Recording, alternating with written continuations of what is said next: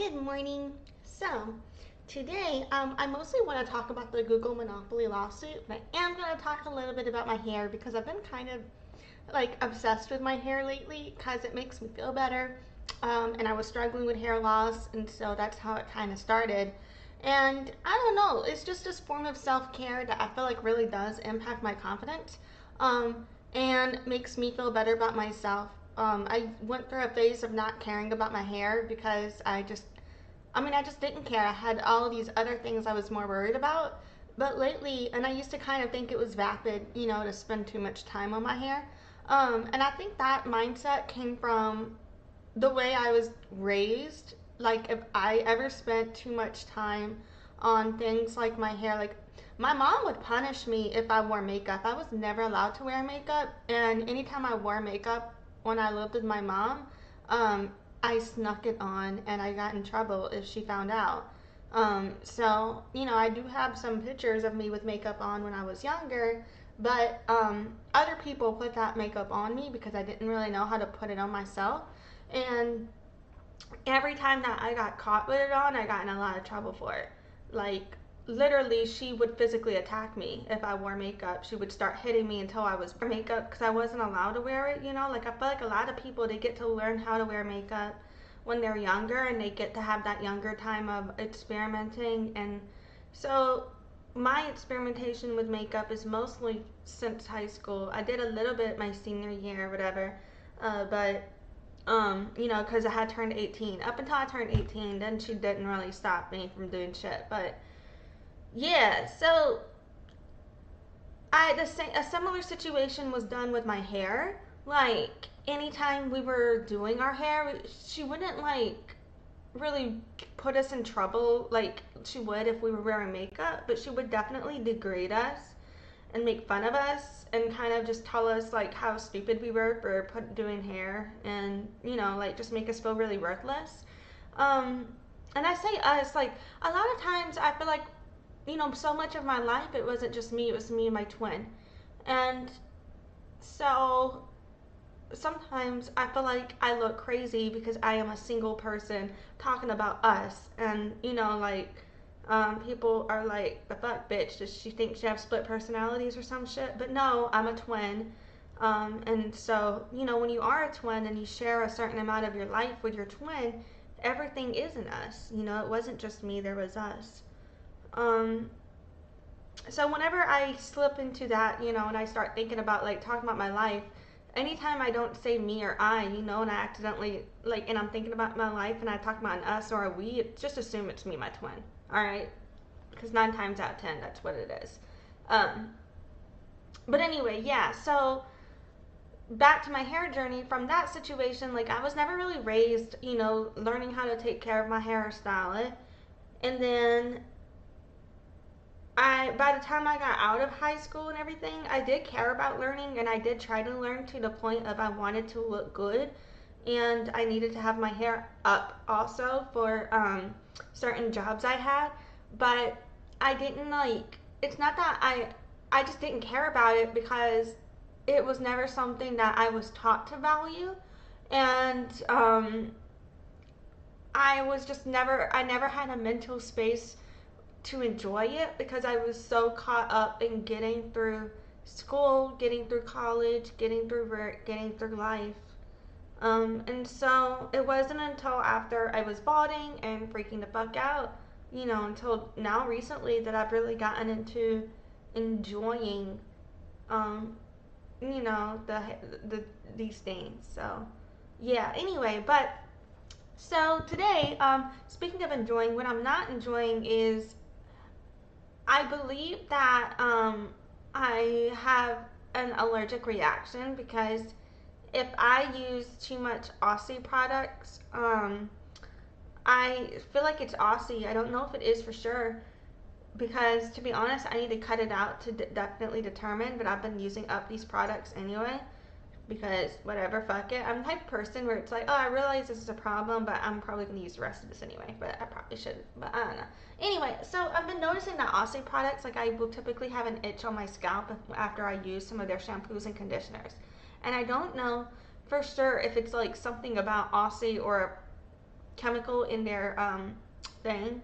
And I don't think there's like anything wrong with them in general. I think it's me because I've always had sensitive skin. Um, and I do like the end result of what their products do on my hair. So I'll fucking use that shit anyway sometime to like get over it. But I do notice like I have a bit of, a scalp situation, and I'm still trying to identify what specifically it's from. I just right now kind of putting the blame on Aussie, but I could be wrong. But but anyway, fucking, I'm using their Miracle Wave shampoo and conditioner, and it's got like I had dropped it and the top came off the conditioner, but whatever. But it's got hemp in it or whatever. Everybody knows cannabis is chill. And I did the shampoo and conditioner, and I fucking did this like wave miracle spray bullshit. It's supposed to be like a leave-in conditioner too. I think if I am correct from what I found online. I don't know. But that's all I did. Lately I've been doing like after I shower, like I'll do a liquid cream and oil, but I decided recently I kind of want to test like with my hair type. There are times where I think a liquid cream and oil is beneficial for me because it's going to seal that moisture in longer. So if I know for sure that I'm going to, perhaps be outside more often, or I'm going to go longer days without washing my hair, perhaps I would want to do that for sure. But when I'm spending a lot of time inside, and I'm wondering if that's too heavy for my hair all the time.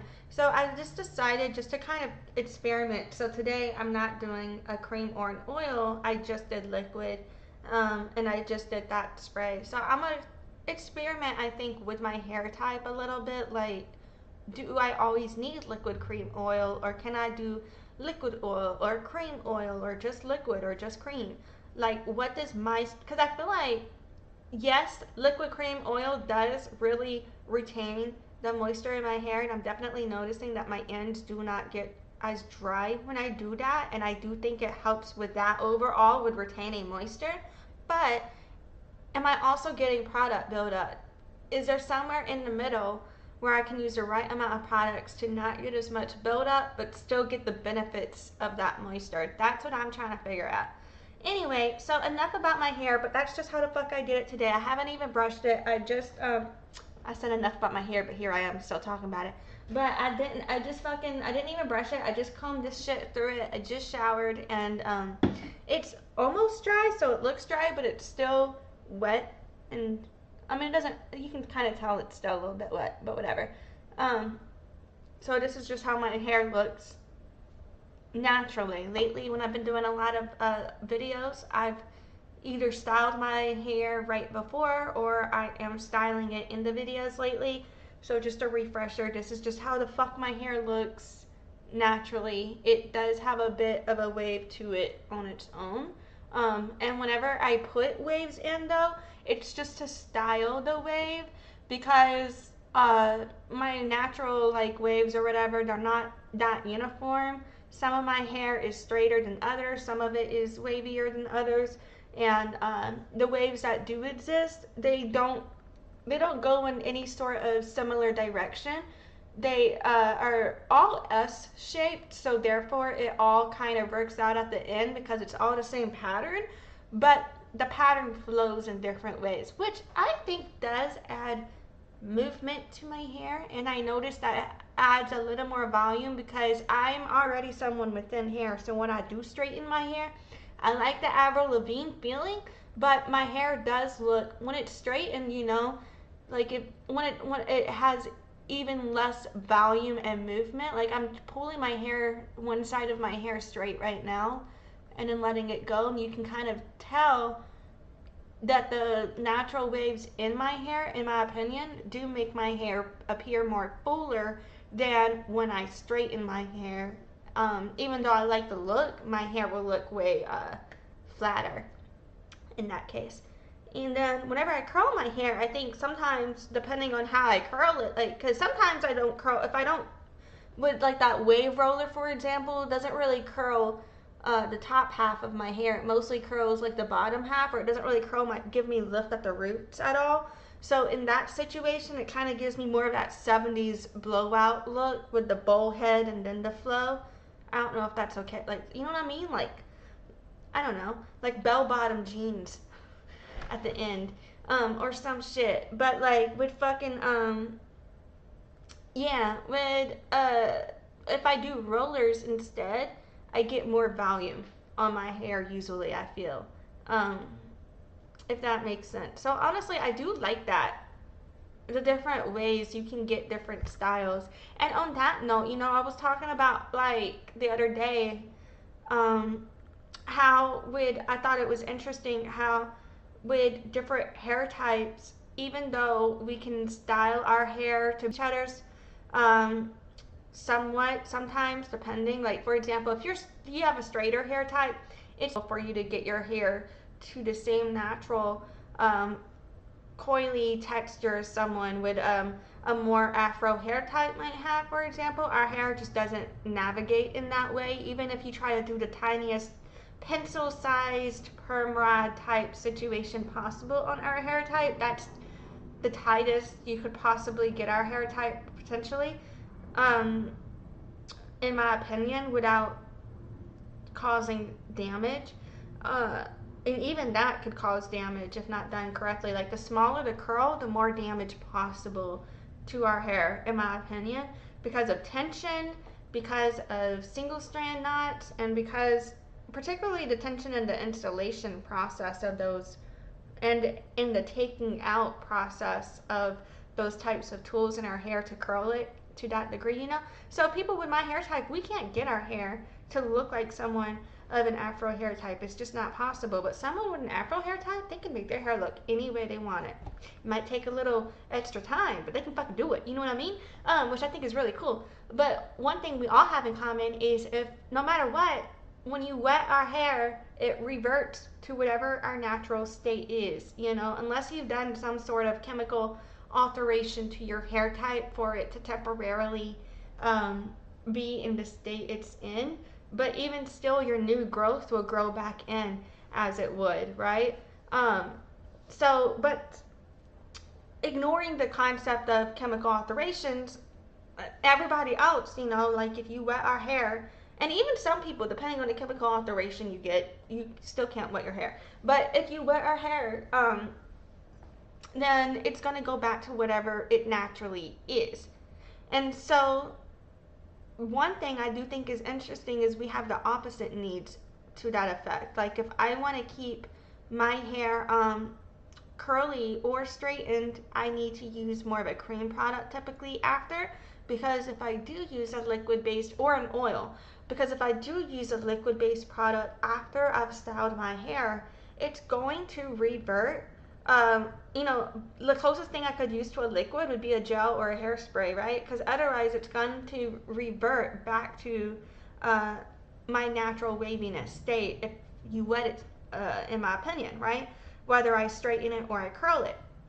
And the same for all people. Like if you alter your hair, like, and you wet it, it's going to go back to what it naturally is. And so I think that ties into what products we are taught to use, because fucking a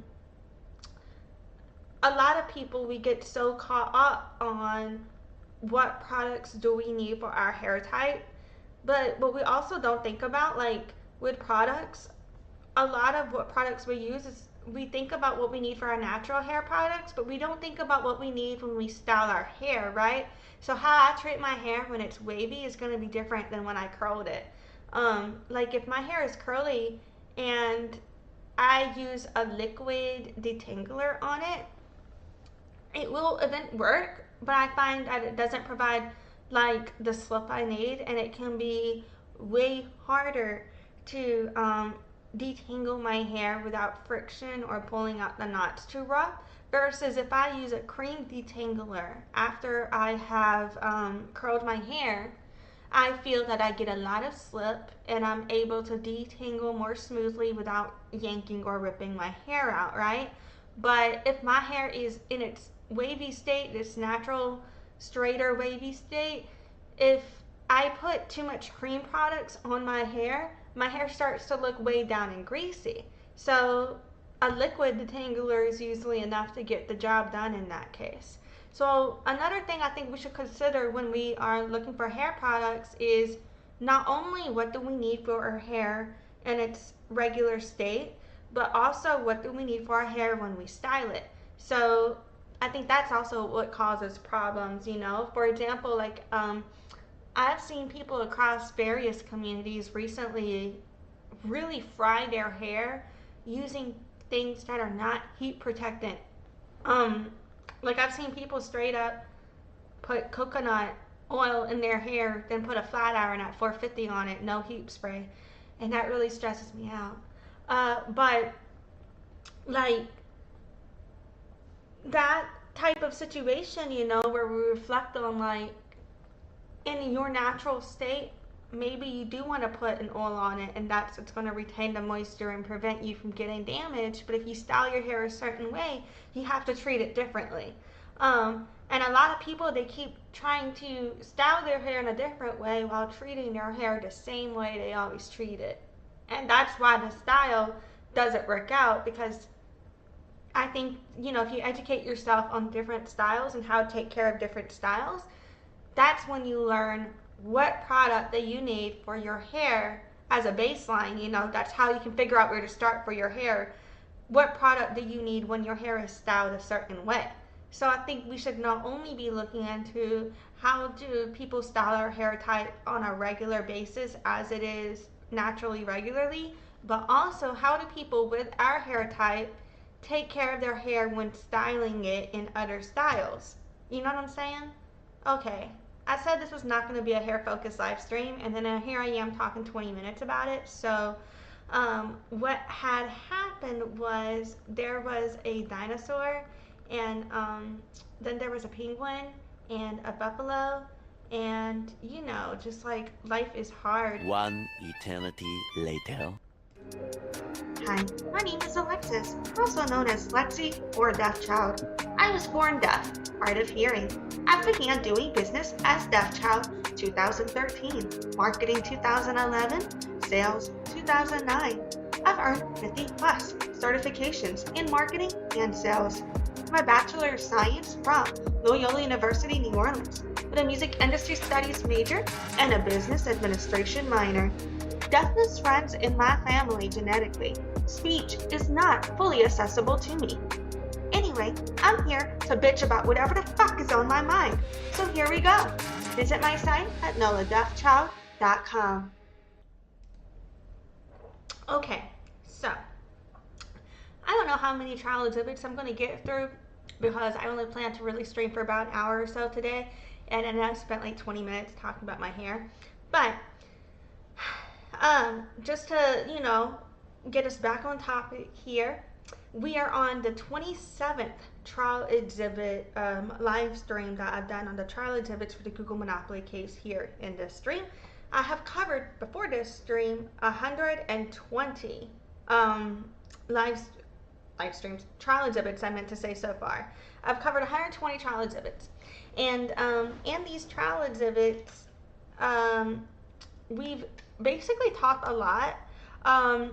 They've kind of shown how Google has negotiated deals and how they've connected revenue share agreements with distribution agreements. So the revenue share agreements are deals that they made with basically everyone that they had partnership with, whether they were a service provider like Verizon or something like that, or AT&T, or whether they were the phone manufacturers, you know, like with Samsung, or whether they were other competitors such as with Microsoft, you know, in regards to Bing, or when it comes to Apple, like no matter what it was, they had these agreements with them to share revenue. And we saw how over time these agreements evolved for sharing revenue, where at first the revenue was shared for placements and for search engine optimization, for their search engines to be the access point. Then that transitioned into default, so that they were the default setting. And then that transitioned to exclusivity. And so that's basically what we've looked at documentation for in these 27 trial exhibits that we've covered so far. So in last stream's trial exhibits, basically what we kind of went over, we did 5 trial exhibits. The first one was an email between Apple employees, and in that email, they had forwarded an email from Microsoft, and the Microsoft email was saying about Apple that they were very optimistic they can get a product and deal structure that makes our companies more competitive or benefiting users and long-term stable. So for me, what I took away from that was at that point in time, there was some point of contention, because why would you be optimistic that you can get a product and deal structure that makes y'all both happy if you already had one in place, right? So to me, that shows that there was an issue that they had, but they were trying to negotiate for it. But that's what I'm interpreting, and I'm purely speculating.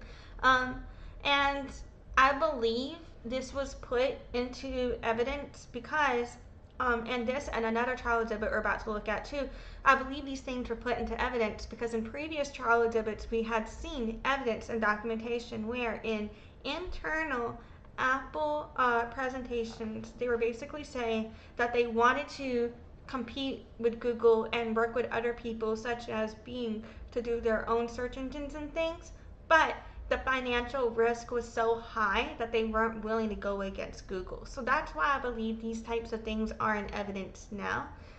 Was kind of all of that together shows like they were seriously trying to do other work with other search engines, but because of Google being a monopoly, they effectively prevented competitors from being able to enter the market.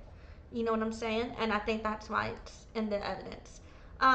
We also saw a Microsoft presentation. It was mostly redacted, so I couldn't get a lot of those details from them. But in that Microsoft documentation, it was kind of backing up the Apple email with the Microsoft email in it. Basically, though, they were saying that that the combination of the large search volume on Apple devices with Microsoft's global search platform enables a high-quality search platform that would be an asset for both companies. So they were basically trying to go, they were seriously between this presentation and the email conversations. This is evidence that I believe the state was using to show, look, they were seriously trying to compete with Google, but Google squashed that because of being a monopoly. You know what I mean? And so then we looked at an email between Google employees, and it was about what they called a revised draft of Amendment 5.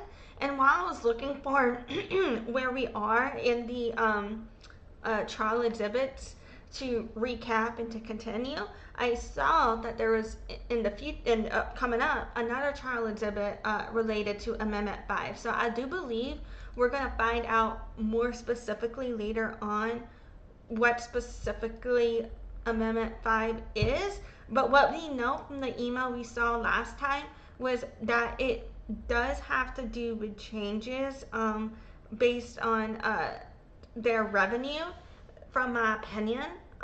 What they were saying is basically that the revenue share was kept, but what the revenue share was is redacted, but they were talking about what that revenue share was. And then they were saying and this is from 2009, mind you, in 2009 they were saying that the contract was worded so that they wouldn't pay revenue, that the contract was worded where they wouldn't pay any revenue share if Google is not set as default.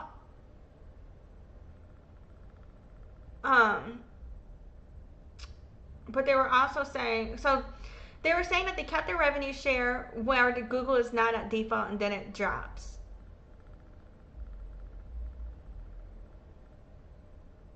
And then they were saying for the amendment, but currently what was happening was that Google wouldn't pay any revenue share if Google was not set as the default as of 2009. And in the amendment for the negotiation, Apple was trying to do away with that. So I don't know if that happened or not, but if I'm understanding that correctly, I don't know if I said that right. Read my mind. I'm not gonna try and go again because I don't want to make it worse. Um. Anyway, fucking. So we also looked at an email between Jim Kolotouros of Google and John Giannandrea of Google. Google employees about Android leads update. And in this email, they were basically saying that they didn't want to try and change any existing agreements, but they wanted to adjust language when agreements renewed, and they wanted to make one part of the agreement softer and then take the language that was there and put it in another agreement they had. You know what I'm saying?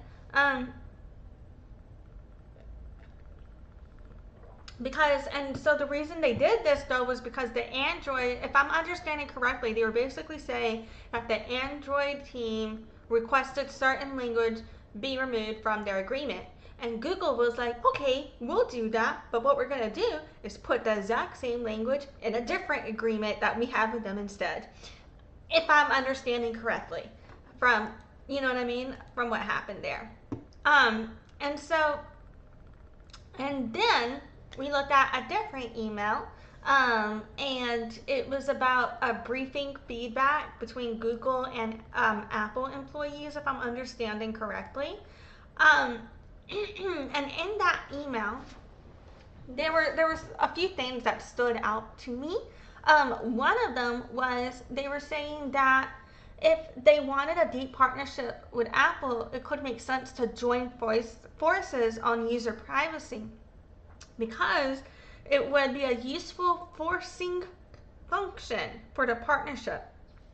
Useful forcing function. I think they're saying that they did that. They could probably get Apple to do whatever they wanted because they had more money than Apple in this scenario, if I'm understanding correctly. Perhaps I'm wrong.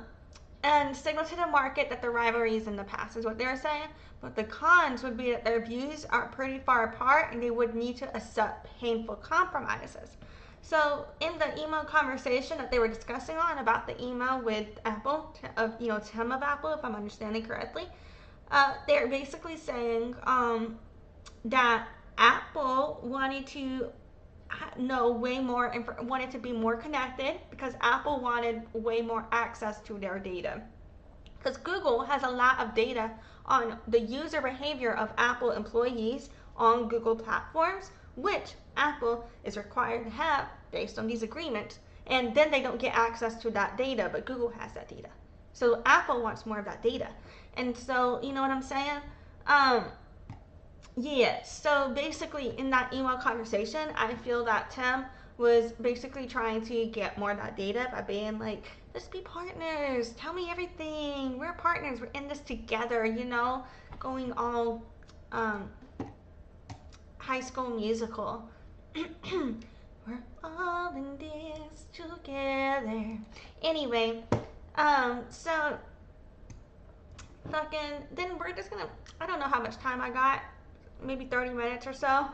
Sorry guys, but whatever, fuck it, at least I'm covering this shit, trucking along.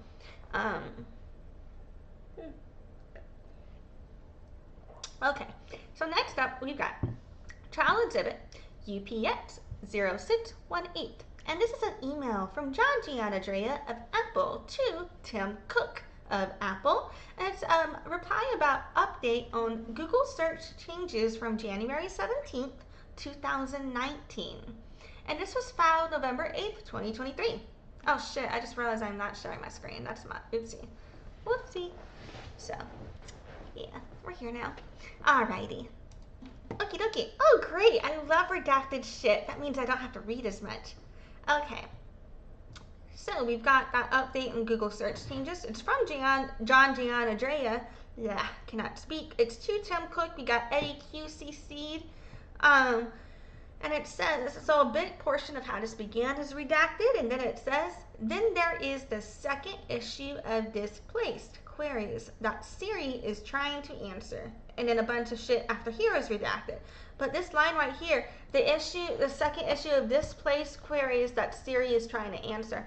I do know, and I believe around 2017, there was a big deal in Google, if I'm not mistaken, where they were really concerned about the possibility of Siri having other access points for search engines for their results, and so they were really concerned with becoming the default exclusion on voice assistant searches as well, if I'm not mistaken. So yeah. So then after a bunch of shit is redacted, it says, Craig and I have been discussing the privacy history here on when we started doing this. I'm treating these two threads with some urgency. At the same time, it's a one-time opportunity, so we want to make the best set of changes we can. JG. Whatever the fuck Tim had said is redacted. So I feel like, you know, there's probably a lot more context to this documentation being in the evidence that obviously we don't have because it's fucking redacted. But what is standing out for me, you know, like I mentioned, is the aspect of the displaced queries with Siri as it relates to the timeline of when I know that Google is really concerned with voice search connected to search engines. And fucking then I also find that interesting here though, where they do mention that here, and they say it's the second issue, so I'm assuming whatever that first issue is was redacted, but they're saying right here that they're treating this with urgency, in my opinion, if I'm understanding this correctly in the email. So, you know, that kind of backs up that that my assumptions on what I believe happened, if I'm understanding the documentation and the evidence correctly. You know what I mean? I don't know. Yeah, let's keep going. Anyway, how much, I'm not getting much here from that document, but I'm like, let me try to make something out of it anyway. Apologies, I'm going to answer this text message real quick.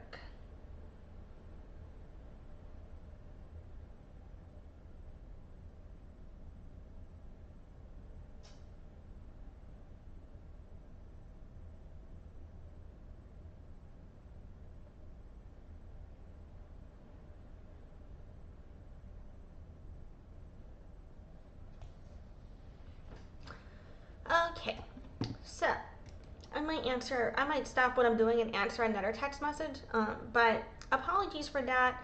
It's someone very important to me's birthday today, and so I just want to answer them because, you know, yeah.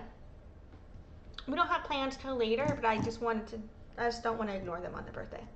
So anyway, so next up we are at exhibit UPX0625, and it's an email from Eddy Q of Apple to Bill Stasior or some shit like that. Honestly, I don't know how the fuck to say that. Of Apple. And then it says Parsec. To be honest, no fucking clue what the fuck that means. And then it says,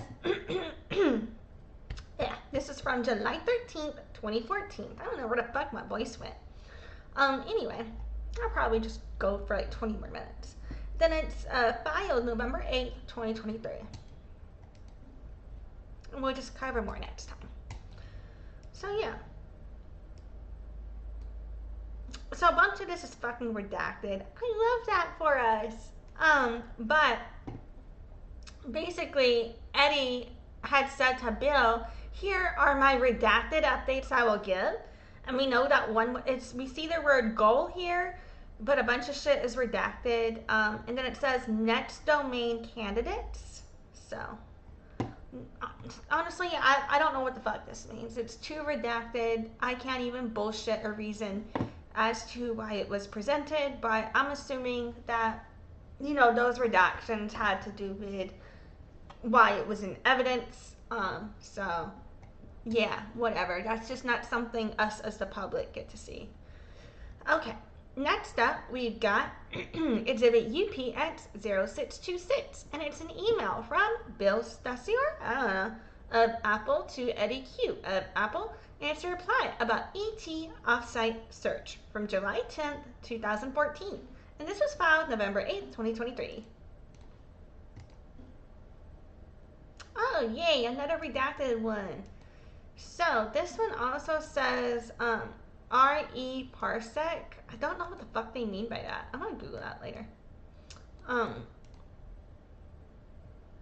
So a bunch of this email is redacted, but what that redacted email was replying to had said, I need to give an update on search at the ET offsite. Can I get the domains we currently support in Parsec and Siri? What are the latest numbers on Parsec, iOS, Mac, Spotlight, and Safari? What are the future plans for search for the next year? What are Siri usage numbers and broken out by type? And then after that, it's redacted. And that's it. So, let's Google that.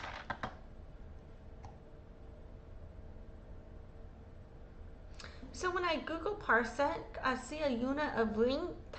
I also see an app that seems to be related to a remote desktop, so I'm not understanding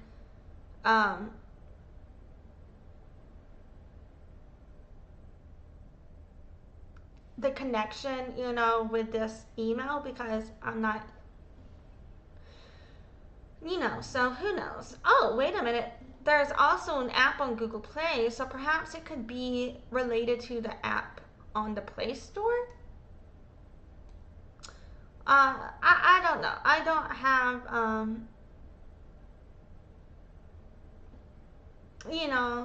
I don't have the knowledge for what they're talking about there, but yeah. So, okay, so next up we got exhibit UPX 0643, and this is an email from Christopher Lee of Google to Jim Kolotouros of Google, and it's a reply about call between Patrick and Hiroshi from June 26, 2020, with attached Google document, Samsung RSA discussion points from a Hiroshi and Patrick call, June 26, 2020. And RSA, again, means revenue share agreement. And this is filed October 30th, 2023. Oh, they had it work around Halloween. That's so sad. Okay. Oh, goody. Looks like I'm going to actually read something this time. We got a little 5-pager here.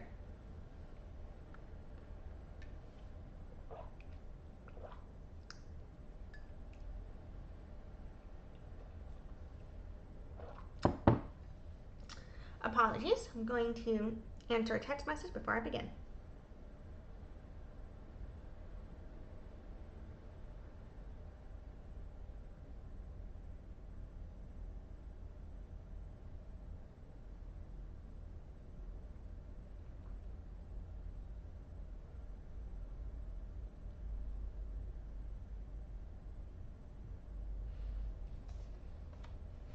Okay, apologies. So this is from Christopher Lee to Jim Kolotouros, and it's a reply about call between Patrick and Hiroshi.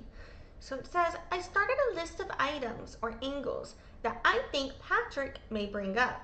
Please feel free to use as much or as little of this as you'd like.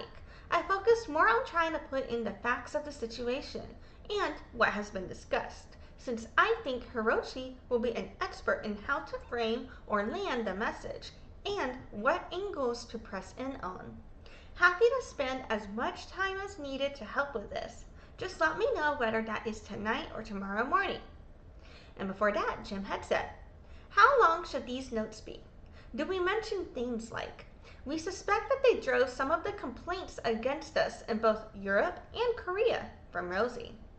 That is, you are the reason why we cannot pay you anymore in Europe. You miscalculated. S20 as a concession for installed base. Let's focus on deal 1.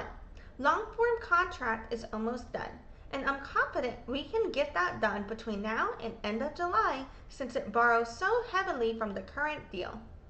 We can consider deal 2 and deal 3 as you are ready. If Samsung threatens Wear, that's fine. Call their bluff. It is disappointing. I'm assuming they mean war. I don't know. And then it says, maybe we need to reconsider our model for MADA.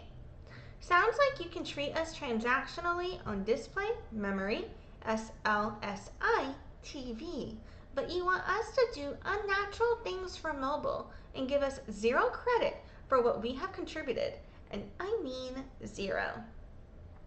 Sounds like you want this to be easy and not make any hard decisions. We made hard decisions. Jay himself last week said, give me redacted a year for -1. It's a ridiculous number that is the measure of your commitment to making the kind of hard decisions we are. Do you want a play revenue share? Fine, we have conditions for that. Ditto for Chrome as an access point. You don't want to do Discover? Fine. Installed base is redacted and that's it. Messages. I've lost interest since it's taken so long for you people to do anything.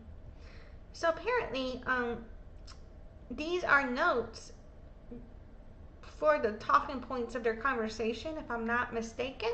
I don't have the context, but you know. And so the forwarded message that they're discussing was from Jamie Rosenberg of Google, and that was that reply call between Patrick and Hiroshi. And it was to Hiroshi, and Jim was CC'd. It says, sorry you're getting pulled into this. Jim will send you some notes in advance of your call with back channel info on what Patrick is likely to raise and suggested response or talking points. Okay, so it was basically prepping for that possible phone call. And then Hiroshi had written before that, heads up, having a one-to-one with Patrick tomorrow at his request. I tried to have it be a group thing. We discussed over chat, but he insisted on one-to-one. Sorry.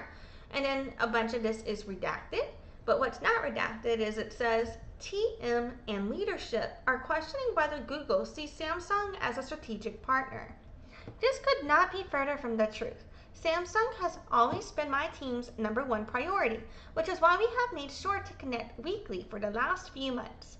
We view the partnership much more expansively and strategically. Beyond search distribution, we are offering 1. To share revenue with you on a broader set of services, and 2. To contribute directly to your go-to-market efforts. These are unprecedented things and should be viewed as a strong signal of our strategic interest. This allows us more and more to start acting as one unit to the market. If this is a matter of the number not being high enough, tell us what that number should be. We thought we were successful in creating a structure that would protect Google core interests, create a better overall product, and also improve margins for Samsung. And then it's redacted. And then it says Patrick Comey, EVP, custodian of the product or user experience, positions himself as overall Google lead internally and owner of relationship. And then a bunch of it here is redacted. And more redactions. Yay, less to read. And then it says, TM and leadership are questioning whether Google sees Samsung as a strategic partner. I guess, isn't it the same thing we just read? It looks like these are different talking points, but that looks like the same concept there. Anyway, it says, as I've mentioned before, Samsung has always been my team's #1 priority, which is why we have made sure to connect weekly for the last few months. For the RSA specifically, we worked tremendously hard to find ways to adjust to the new market realities and also give Samsung opportunities to be more successful financially, which we agree will equip you to be in a better position for our shared goals of growing premium share. We thought we were successful in creating a structure that would protect Google core interests, create a better overall product, and also improve margins from Samsung. We are also getting questions on how Samsung views Google. Okay, so I think the talking points are the main focus for me to recap here. So here they made a list of items, of issues that Patrick, who I believe is their potential Samsung contact, may bring up. And so they said use whatever you feel, but basically, they're basically saying, like, if they threaten anything, just call their bluff. And it looks like these are the strategy for their negotiation deal talking points. Like, basically, they're like, we're gonna play hardball. We've got the money, they don't. They need our money. It really seems to be like every single negotiation, in my opinion, that Google goes into. I feel like they have this mindset with all of the negotiations, and we can really see that on the back end, in my opinion, if I'm not mistaken. But yeah, so let's see. I think I got time for one more. But before I start it, I'm going to text real quick. Apologies.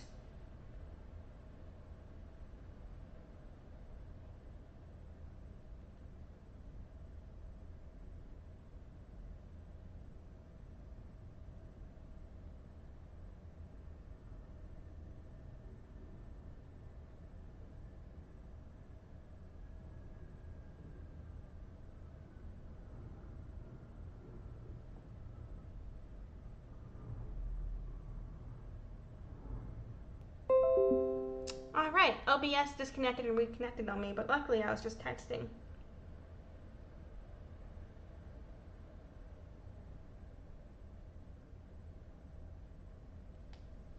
Okay. Apologies. So let's do one more. So next up, we've got exhibit UPX 0655.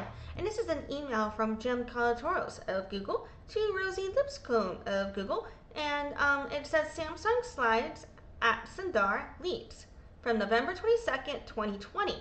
And this was filed November 27th, 2023. It looks like a one-pager here. Looks like we're just getting the email. And it's from Jim Kolotouros, and it's sent to Rosie Lipscomb, Donald Haroldson, Peter Fitzgerald, Christopher Lee, Jamie Rosenberg. And it's about the Samsung slides at Sundar Leads, but we don't get to see what those slides are here. And of course, it says attorney-client privileged at the top here. And it says adding Rosie for legal assessment or counsel of narrative. And then it says hello. And then the next part here is redacted. And then it says the story will be relatively simple. We project redacted B. Oh, not project. Or, yeah, that's it. I'm out of it. We project redacted B to flow through Samsung over the next 4 years. So I mean they mean billion. I'm assuming they mean billion, I think. They project billions to flow through Samsung over the next 4 years, which represents over a redacted percentage of Android revenue. And we are committed to investing in our partnership with them to amplify their success. And then a bunch of things here are redacted. And then it says the total payout is projected to be redacted B. So I'm assuming, again, that they mean billions. And then we've got redacted here, and it says, I think I might need to get, not might, it says, I think I need to get more detail on this, as Lorraine might request additional detail. Sound good? Jim. So here, that's just further proof, in my opinion, if all this discussion about the revenue share agreements and the mobile application distribution agreement was too complicated to understand, the revenue ties and how their money is all based and connected to each other, and how Google is profiting, how Google is maintaining their dominance in the market by being the default placement in order to profit off of all of the users by paying out these other companies to get that access, to a point where then those other companies rely on Google to get money, because they get so much money from Google that it would harm their business so much to upset Google that they are then prevented from competing with Google. You know what I'm saying? Like, I feel like if all of that is pretty complicated, when you look at all of the agreements, like, it's easy to sum up, but when you're looking at all of the information, all of the legalese and all of the technicalities and the language used, it's so boring. Who the fuck wants to read all of that? And a lot of people can't understand what the fuck this means. Even if they're bored by it, they know what the fuck it means. But not everybody does know what this shit means. There are people who, not everybody has the same backgrounds. I believe everybody has their things that they are smart about. But there are people, they just haven't had experience in the law or in these technical or marketing fields in order to understand what some of this shit means. And so they don't get it, unless it's explained to them. And there's nothing wrong with that, because there's a lot of shit I don't get unless it's explained to me. But for me, it's like, no matter what, even if nothing else, this document, this email, in my opinion, is like evidence and proves, like, even for someone who couldn't understand some of the legal agreements because of the technicalities and the legalese, any bitch can understand this fucking email. You know what I'm saying? Even if it's redacted, we all can look at this email and understand payout money. Like, you know what I mean? Like, yeah. So, in my opinion, I don't know. But yeah. Alright, I think I might do like one more. So, next up, let's look at an email from Eli Trowbridge of AT&T to Gary Wolfson. It says branch. Don't know what the fuck that means. And then it says follow-up requests for QQs from legal. This is from April 28th, 2020. Filed November 1st, 2023.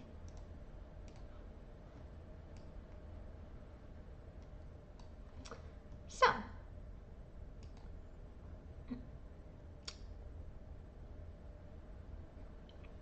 it's from branch.io. So it's between AT&T and branch. It's from Eli Trowbridge of AT&T and Gary Wolfson of branch, with Lynn McKinney of AT&T CC'd.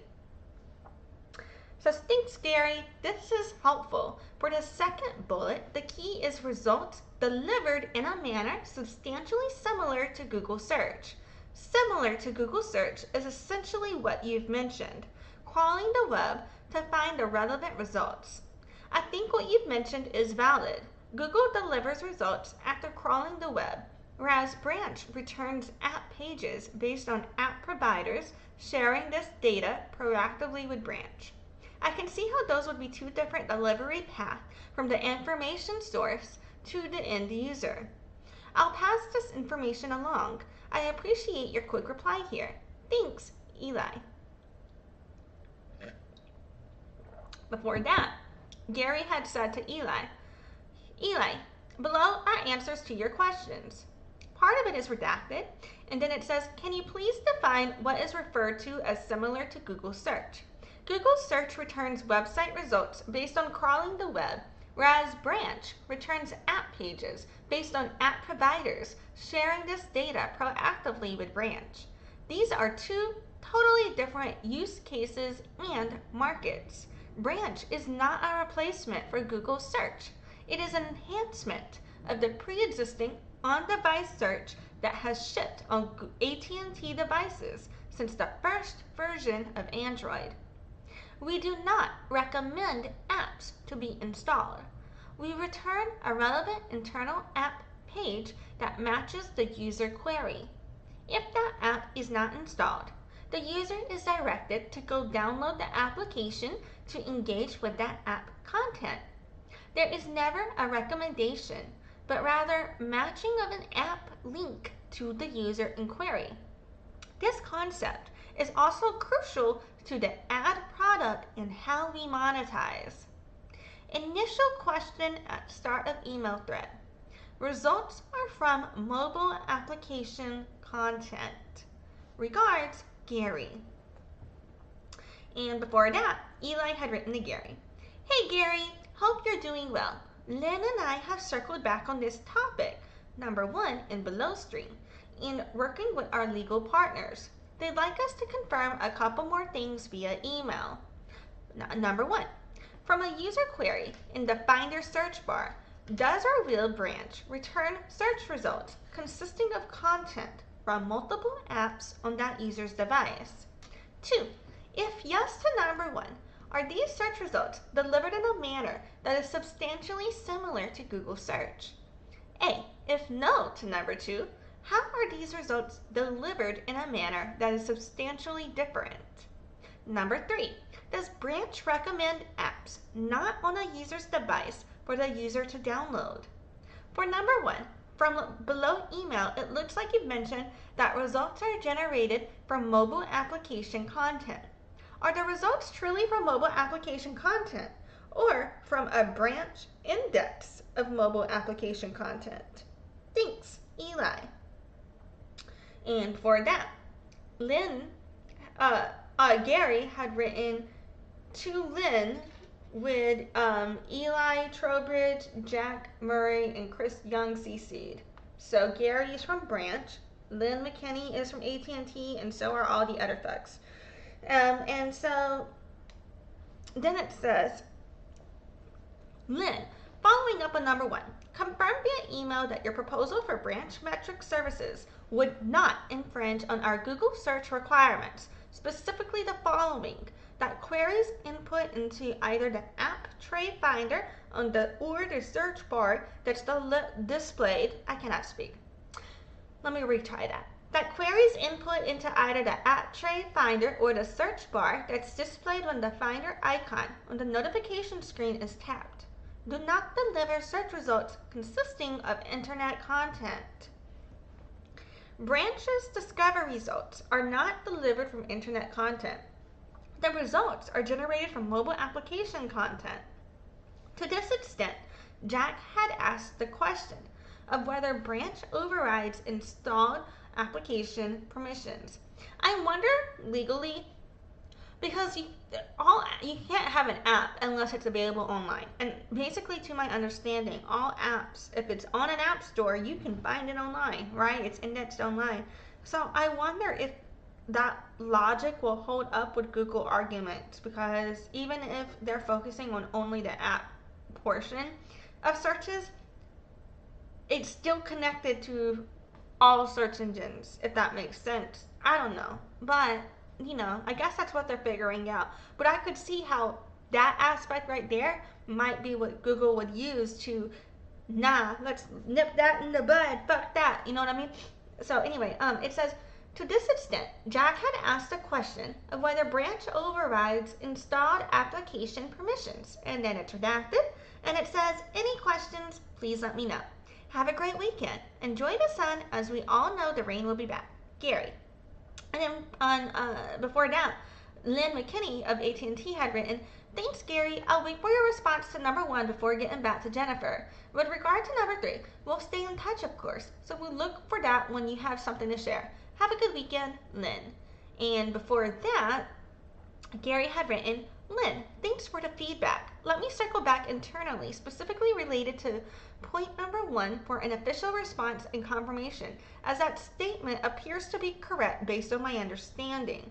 As for point number 2, it's redacted, but then it says, for example, TNT has a Captain America article on their website with a link to the movie. A user clicks on the link in the article expecting to view the movie. TNT, as a developer, can decide if the user does not have the application, should they be taken to their website or to the App Store to download the TNT app. If they download the app, then the user would be taken to Captain America movie on first use of the application once they have agreed to the necessary legalese. And then it's redacted. And then it says, as for point number 3 and the contract, we continue to work on the carrier agreement, which, as you can guess, is taking longer than expected. Hope to have something to share in a week or 2. Regards, Gary. And before that, Lynn had written, hi Gary, we are continuing to work with our legal and privacy partners so that we can move forward with our discussions. As part of those efforts, legal has asked the following. 1. Confirm via email that your proposal for branch metric services would not infringe on our Google search requirements, specifically the following: that queries input into either the app tray finder or the search bar that's displayed when the finder icon on the notification screen is tapped do not deliver search results consisting of internet content. Elaborate on a statement on slide 6 of the deck you shared with us that talks about fallback to website. What exactly does this statement mean? And when would this fallback occur? 3. Provide a contract template for the agreement that you have in mind. Thanks, Lynn. And it looks like Lynn's title is Consumer Security and Strategic Partnerships from AT&T. And then it looks like a bunch of email signatures. Alright, so this is a long ass chain because they were talking about the semantics of how did branch work as a search engine and where did they get their results from, whether it was website focused or whether it was application focused. And I believe they're basically saying even though branch is technically a form of a search engine, they were looking into whether or not it was going to violate, AT&T would violate their agreements with Google by collaborating with branch if branch was only focused on application. And so that looks like the back and forth of, going through the semantics of what the point of that email chain was. We'll see. I haven't looked into myself whether or not branch and AT&T did evolve in that partnership, so I don't know if they did or not. But we'll see if that information comes out in other trial exhibits. So yeah. But you know what? Let me look.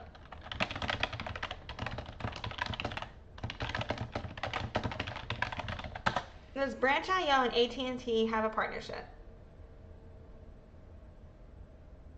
So online it says no, they don't. There is no public information to support this claim. So if they did not go into partnership, I believe that could be why this is put into evidence to show that Google effectively prevented AT&T from being able to compete with them in the market with Branch. You know what I'm saying? That would explain, in my opinion, how that got there. So, yeah.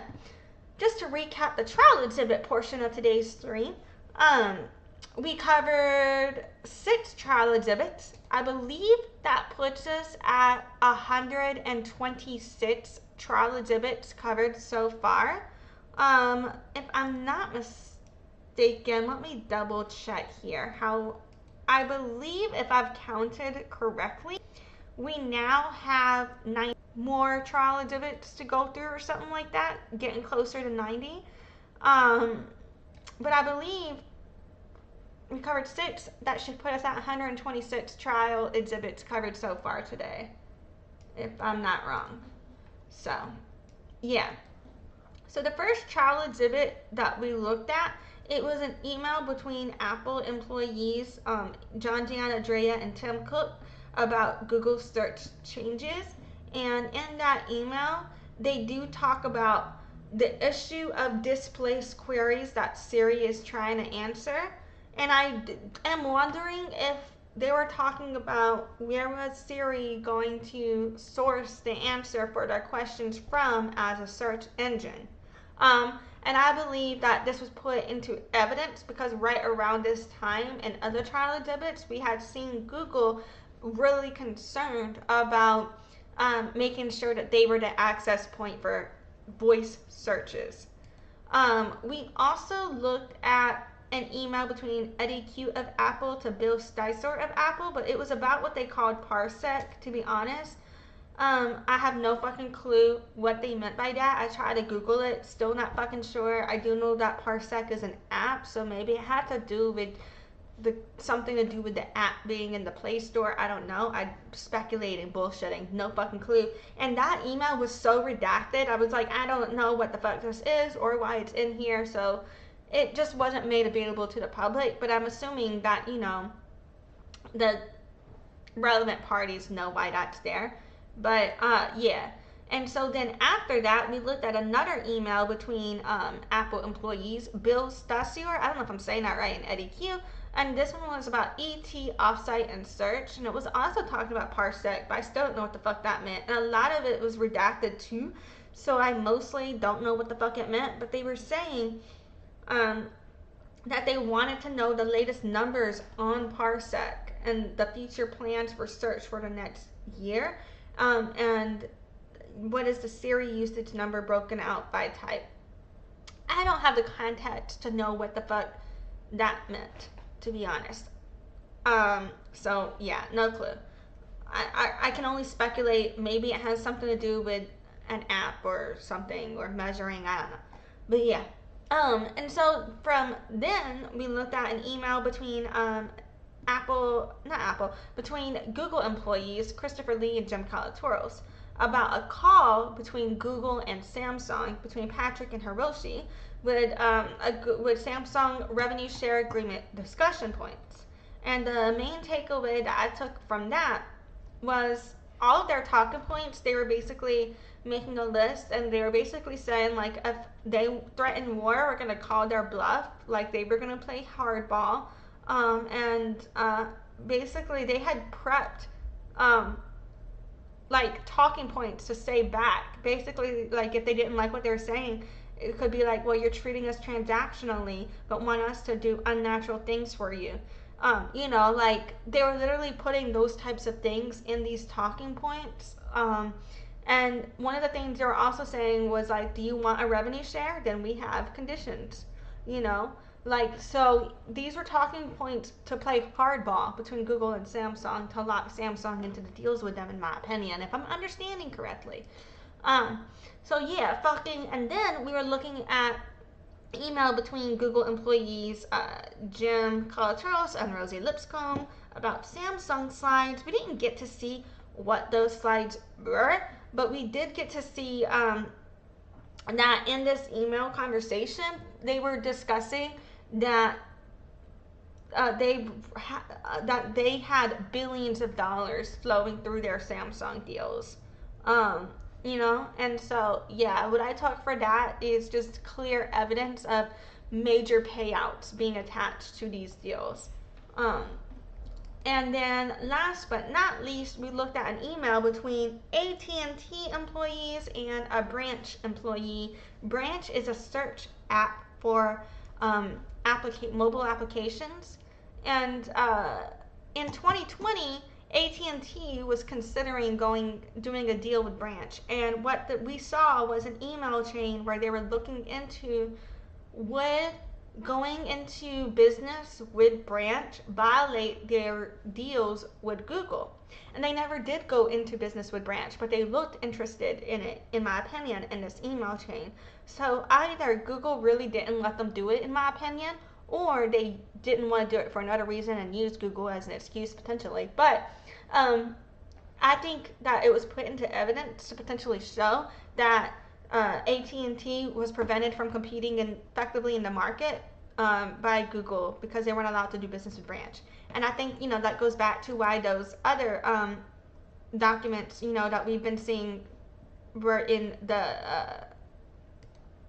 evidence to kind of show, for example, just like with Samsung, they were effectively prevented from doing what they wanted in the market because you could see, like, even in their deal talking points, they were saying, well, if you don't do what we want, we're not going to pay you.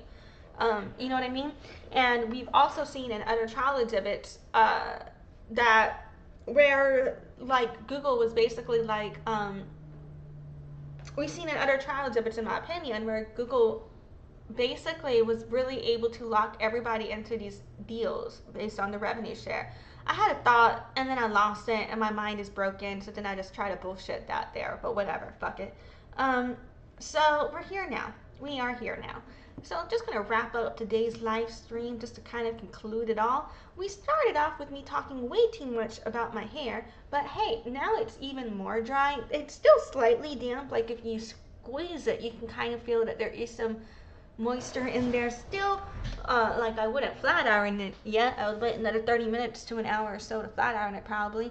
But it is mostly dry, so this is just what my hair looks like. Dry, no styling, no not much product. The only product I used besides my shampoo and conditioner was this Waves bullshit. So this is just what my hair does on its own.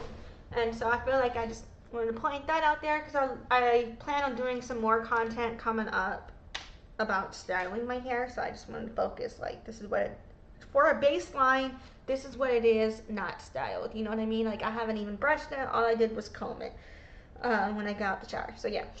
So that I talked about my hair today, and we've also went over 6 more trial exhibits. So that puts us, if I'm not mistaken, I believe now we've covered 126 trial exhibits, and I believe now we have 91 more to go if I counted that right.